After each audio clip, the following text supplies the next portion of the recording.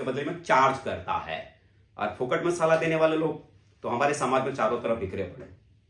यही वो कारण होता है दोस्तों कि हम डायरेक्ट सेलिंग बिजनेस में जुड़ जाते हैं, नेटवर्क मार्केटिंग बिजनेस में जुड़ जाते हैं, और हम सलाह किन लोगों से लेते हैं? हमारे आसपास में रहने वाले लोगों से, जिन्होंने कभी इससे पहले डायरेक्ट सेलिंग के बारे में बखूबी तरीके से जाना तक नहीं है। कुछ महीने करके, कुछ दिन करके उन्होंने ये मान लिया कि हाँ, हम नेटवर्क मार्केटिंग के बारे में सब जानते हैं, डायरेक्ट सेलिंग के बारे में सब जानते हैं, हमको सब ज्ञान है, हमको सब पता है इस फील्ड में क्या होता है। दरअसल क्या है ना, उन्हें कुछ भी नहीं पता इस फील्ड के बारे में क्या होता है। और ऐसे ही नौसिखिए लोगों की सलाह के चक्कर में हम अपनी जिंदगी में, अपने करियर को इस बिजनेस में जुड़ने के बाद भी तबाह और बर्बाद कर लेते हैं। सलाह की बात करते हैं, डायरेक्ट सेलिंग की बात करते हैं, नेटवर्क मार्केटिंग की बात करते हैं, ये करने वाली चीज है या नहीं? सलाह लेने वाली बात है। आइए मैं कुछ लोगों को आपसे मिलवाता हूं और जिनकी सलाह की ताकत मैं आपको दिखाता हूं। इनका नाम है डोनाल्ड ट्रंप, जो भूतपूर्व अमेरिका के राष्ट्रपति रह चुके हैं। अमेरिका जो कि आज की तारीख में विश्व की सर्वश्रेष्ठ, सबसे शक्तिशाली आज वो देश है ना, ये वहां के राष्ट्रपति रह चुके हैं। और आज ये कहते हैं कि if I were starting over today, यदि आज मैं दोबारा से अपनी जिंदगी फिर से अगर मैं शुरू करूं, आई वुड मेक मिलियंस, तो मैं करोड़ों और अरबों कमाऊंगा in the network marketing industry, network marketing industry से। लो, जो भूतपूर्व राष्ट्रपति रह चुके हैं अमेरिका के, वो साहब क्या कहते हैं कि आज अगर मैं फिर से अगर मैं अपनी जिंदगी शुरू करना चाहूं तो नेटवर्क मार्केटिंग से करूंगा, और यहां जब मैं करूंगा तो मैं करोड़ों अरबों कमाऊंगा। और आपको जान के बड़ी हैरानी होगी कि साहब खुद की आज नेटवर्क मार्केटिंग कंपनी है आज डोनाल्ड ट्रंप साहब की। यहां रॉबर्ट टी कियोसाकी, जो कि बहुत बड़े फाइनेंशियल एक्सपर्ट आज की तारीख में वर्ल्ड के भीतर कहलाते हैं, ये कहते हैं कि the network marketing industry offer a readymade business system to anyone wanting to take control of their financial future.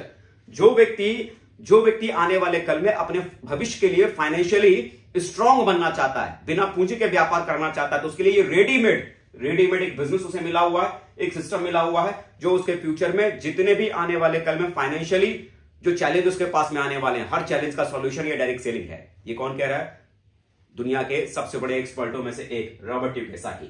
और मजे की बात, दुनिया को समझाने के लिए ना, इन दो बड़े एक्सपर्ट लोगों ने किताब तक लिख डाली साहब, why we recommend network marketing, किताब तक लिख डाली है ताकि दुनिया समझ सके, दुनिया जान सके। क्या बोलते हो आप? समझ है या नहीं इनके पास में? एक्सपर्ट है या नहीं इनके पास में? इनसे मिलो। इनका नाम है बिल गेट्स। आज ये दुनिया के चंद अमीरों की लिस्ट में आज ये अव्वल दर्जे में इनका नाम आता है। ये भी कहते हैं कि यदि मुझे दोबारा से मुझे अपनी जिंदगी को फिर से अगर शुरू करने का मौका दिया जाए, मुझसे मेरी दौलत शौहरत सब छीन लिया जाए, दोबारा मुझे फिर से अगर जिंदगी में शुरू कुछ करना हो, करने का मौका मिले, तो मैं नेटवर्क मार्केटिंग बिजनेस को चूज करूंगा। नेटवर्क मार्केटिंग के साथ मैं अपने करियर की दोबारा शुरुआत करूंगा। कौन कह रहा है? दुनिया का सबसे अमीरों की लिस्ट में आने वाला एक शख्स, बिल गेट्स साहब। देखो, यह है वॉरेन बफेट, दुनिया के नामचीन, दुनिया के सबसे अमीरों की लिस्ट में रहने वाले ये व्यक्ति है वॉरेन बफेट साहब। अब billionaire, one of the world biggest investor, दुनिया के सबसे ज्यादा पूंजी कमाने वाले, इन्वेस्टमेंट की दुनिया से जाने माने वाले आज ये व्यक्ति है। आज इन्होंने खुद नेटवर्क मार्केटिंग इंडस्ट्री की कंपनियों में इन्होंने पैसा लगाया हुआ है, पैसा। और ये कहते हैं ये फ्यूचर है भविष्य का। क्या कहोगे, एक्सपर्ट या यूं ही? ये है बिल क्लिंटन साहब है, ये इनका नाम बिल क्लिंटन है, मिस्टर बिल क्लिंटन, जो कि अमेरिका के भूतपूर्व राष्ट्रपति ये रह चुके हैं।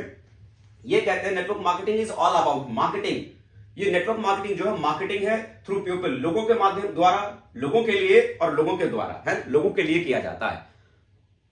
ये रिकमेंड कर रहे हैं कि डायरेक्ट सेलिंग करने वाली चीज है, इनसे मिलिए। इनका नाम अमिताभ कांत है, ये आईएएस रह चुके हैं। आईएएस तो आप जानते हैं क्या होता है ना? हिंदुस्तान में होकर आदमी ना जाने तो फिर तो बड़ी बात है।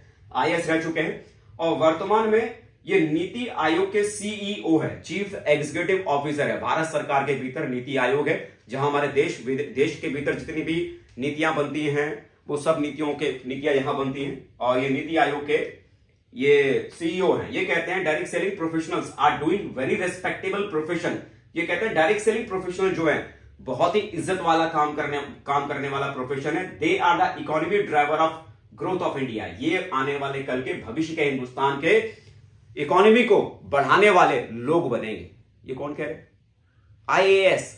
और हमारा पड़ोस में रहने वाला पप्पू, पिंकू, रिंकू, टिंकू क्या बोलता है? ये 2 मेंबर बनाने वाली कंपनी में कुछ नहीं होता।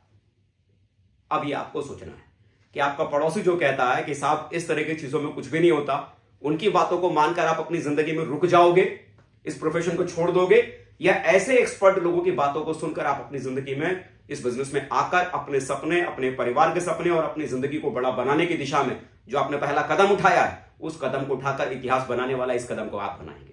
ये सब कुछ आपके ऊपर डिपेंड करता है। हमसे सिर्फ यही गलती हो जाती है कि हम आजू बाजू में रहने वाले फोकटिया सलाहगीरों के चक्कर में अक्सर करके हम पड़ जाते हैं और वही फोकट में मिलने वाली सलाह हमारी जिंदगी का करियर हमारा तबाह और बर्बाद कर देता है।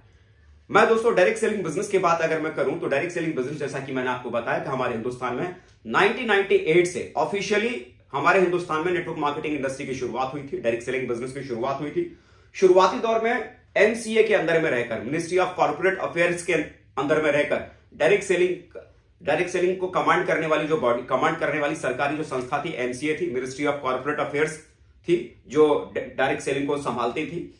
लेकिन आज मैं धीरे धीरे अगर मैं बात करूं कि डायरेक्ट सेलिंग किस पोजीशन तक पहुंच गई, आज डायरेक्ट सेलिंग बिजनेस हमारे हिंदुस्तान में किस पोजीशन तक है, तो थोड़ा सा ये चार्ट आप देखिए। इस चार्ट को देखकर आप बखूबी आप समझ पाएंगे कि आज हमारे हिंदुस्तान में अगर मैं ये बात करूं रेवेन्यू ऑफ इंडियन इंडस्ट्री 2021, ये 2021 का एक कैलकुलेशन है जो हमारे हिंदुस्तान में रेवेन्यू जो जिस इंडस्ट्री ने जनरेट किया, कितना जनरेट किया, ये 2021 का डाटा है, ये आपके सामने है।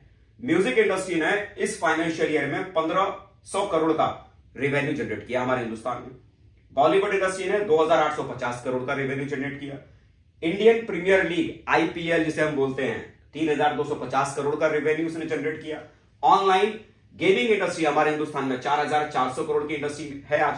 ऑर्गेनिक फूड मार्केट है ना, बिना खाद बीज, बिना यूरिया वाला, बिना केमिकल वाला जो अनाज आप खाते हैं, ऐसी इंडस्ट्री 4400 करोड़ की आज हमारे इंडिया में है। 6150 करोड़ की इंडस्ट्री है ये।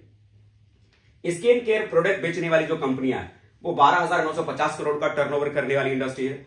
और डायरेक्ट सेलिंग इंडस्ट्री की अगर बात करूं तो वर्तमान में 16800 करोड़ की इंडस्ट्री, 16800 करोड़ का रेवेन्यू जनरेट करने वाली 2021 में ये इंडस्ट्री है। तो आप देखो ना, ये इंडस्ट्री आज की तारीख में जिसे हमारा पड़ोसी कहता है, इसमें कुछ भी नहीं रखा। देखो आज वो इंडस्ट्री कहां है, 16800 करोड़ का रेवेन्यू जनरेट करने वाली आज वो इंडस्ट्री है साहब। ये तो वर्तमान है, ये वर्तमान है। केपीएमजी की रिपोर्ट क्या कहती है, direct selling is a growing market at present in the present the market size. जो प्रेजेंट टाइम में हमारे हिंदुस्तान में डायरेक्ट सेलिंग का जो मार्केट है 16800 करोड़ का। और केपीएमजी की रिपोर्ट ये कह रही है कि जिस तरह से डायरेक्ट सेलिंग बढ़ रही है, यह अनुमान लगाया जा रहा है कि 2025 तक डायरेक्ट सेलिंग इंडस्ट्री 64,500 करोड़ का रेवेन्यू जनरेट करने वाली इंडस्ट्री बन जाएगी। लगाना जोर का झटका, 64,500 करोड़ का रेवेन्यू जनरेट करने वाली इंडस्ट्री बनने जा रही है साहब 2025 तक। 23 तो चल रहा है ना, 24 और 25 2 साल। तो आप जरा सोचो, हम अगर इस बिजनेस में अगर ना रहे, इस बिजनेस को अगर हमने नहीं किया, तो क्या लगता है हमारे इस बिजनेस को नहीं करने से ये जो भविष्य में ये जो होने वाला है, क्या आपके नहीं करने से ये होने से रुक जाएगा? नहीं ना। लेकिन अगर आप इस इंडस्ट्री में रहे तो वर्तमान में 16,800 करोड़ का रेवेन्यू जनरेट करने वाली इंडस्ट्री है और आने वाले कल में 2025 तक 64,500 करोड़ का रेवेन्यू जनरेट करने वाली इंडस्ट्री बनेगी। तो ये जो मुनाफा जो इतना जो बढ़ने वाला है, इतना जो कारोबार होने वाला है, अगर आप इस बिजनेस में आए तो अरे कुछ ना कुछ तो आपके हिस्से में भी वो कारोबार का गिनती तो आपके हिस्से में भी चला जाएगा ना। और अगर नहीं अगर आप आए इस बिजनेस के भीतर तो भी साहब इतना तो रेवेन्यू जनरेट करने की पोजीशन में ये इंडस्ट्री पहुंची जाएगी। अब सोचो ना, ये है पड़ोसी की बातों को सुनकर हमें रुकना है, ये हमें समझना है, ये हमें देखना है कि ये इंडस्ट्री कहां जा रही है, ये इंडस्ट्री कहां जा रही है। शुरुआती दौर में डायरेक्ट सेलिंग इंडस्ट्री की जब शुरुआत हुई थी तो जैसा मैंने आपको बताया कि एमसीए के अंदर में रहकर डायरेक्ट सेलिंग इंडस्ट्री की शुरुआत हुई थी। लेकिन फिर 9 सितंबर 2016 को मिनिस्ट्री ऑफ कंज्यूमर अफेयर के माध्यम से ये पूरी इंडस्ट्री को रेगुलेट किया जाने लगा।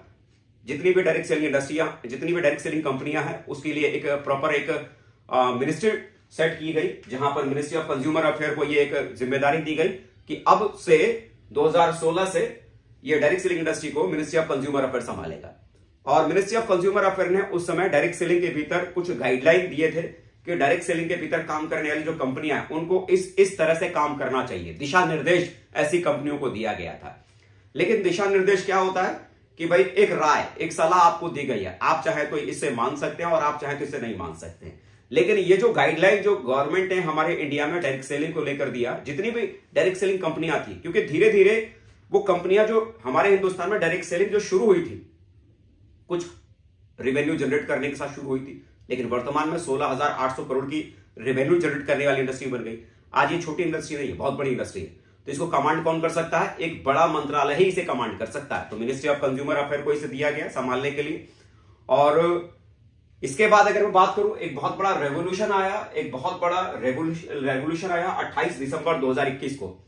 28 दिसंबर 2021 को हमारे हिंदुस्तान के भीतर भारत के गजट में डायरेक्ट सेलिंग को लेकर, नेटवर्क मार्केटिंग को लेकर एक्ट लागू कर दिया गया। मतलब जो गाइडलाइन थी उसे कानून में बदल डाला गया और अब ये सब कंपनियों के लिए, हिंदुस्तान की हर कंपनी के लिए मैंडेटरी है। मतलब हिंदुस्तान की हर कंपनी अपनी मर्जी से कोई काम नहीं करेगी, बल्कि हिंदुस्तान की हर डायरेक्ट सेलिंग कंपनी को भारत सरकार के बनाए हुए जो कानून है, डायरेक्ट सेलिंग के जो कानून है, डायरेक्ट सेलिंग के जो लॉ हैं, उस लॉ को फॉलो करना पड़ेगा। मैंडेटरी अब उनके लिए हो गया। तो आज की तारीख में यह देखो कि भारत सरकार ने यह क्यों किया, ताकि जो मार्केट में सही बेस में सही तरीके से काम करने वाली डायरेक्ट सेलिंग जो कंपनियां हैं उनका शोषण ना हो, है ना। उन्हें हम एक आइडेंटिफिकेशन दे सकें ताकि लोग समझ सकें कि भाई ये जेन्युइन कंपनियां हैं, है ना, ये जेन्युइन कंपनियां हैं, इनके साथ हम अपनी जिंदगी बना सकते हैं, आगे हम बढ़ सकते हैं। और बराबर उनके ऊपर शिकंजा किनका है? जो लीगली गवर्नमेंट के अथॉरिटी में है, उनके ऊपर शिकंजा किनका है? गवर्नमेंट का। उन्हें किनके रूल्स को फॉलो करना है? गवर्नमेंट के रूल्स को। तो प्रेजेंट टाइम में इंडिया के भीतर डायरेक्ट सेलिंग की सभी कंपनियों को आज यहां से अप्रूवल लेना, यहां से रजिस्ट्रेशन लेना, गवर्नमेंट के लॉ को फॉलो करना कंपलसरी है ना, कंपलसरी है। तो आज की तारीख में देखो कि आज भारत सरकार ने तो डायरेक्ट सेलिंग के